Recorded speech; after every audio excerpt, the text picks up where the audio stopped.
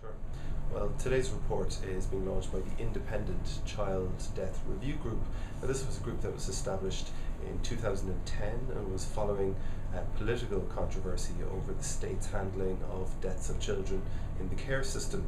So this group had to establish how many deaths had occurred and how did the state handle their cases. Now, initially, there was somewhere in the region of 20 to 23 deaths that had been established within the care system, but then the deeper that officials dug into the files, they realised that the figure was much, much higher and ended up with a total of 196 children who had died either in the care system or in contact with social services. Now, of those 196 children, 112 are deemed to have died of non-natural causes.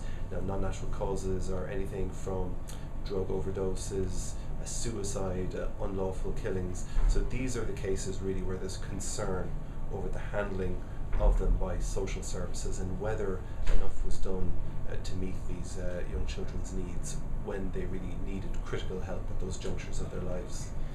The report is highly critical of social services handling of these cases.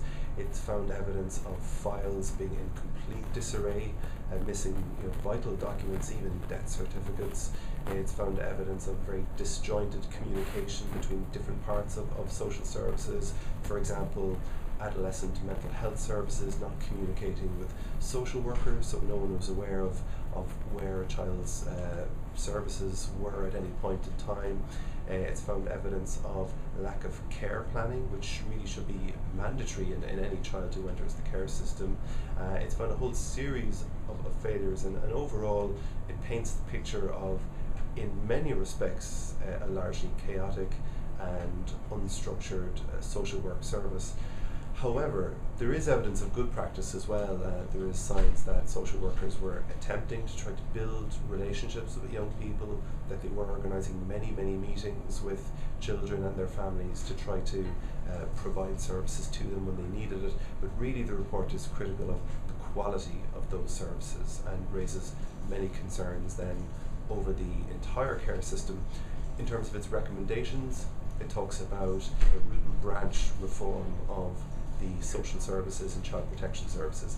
It's talking about getting better communication, more interagency cooperation, and just intervening earlier in the lives of very vulnerable children to prevent problems escalating to a much more serious level later in life. And what's really politically significant about today's report is that these failings are not historical failings. This isn't like the Ryan report, which documented how religious bodies and the state failed children in the 50s, the 60s, the 70s.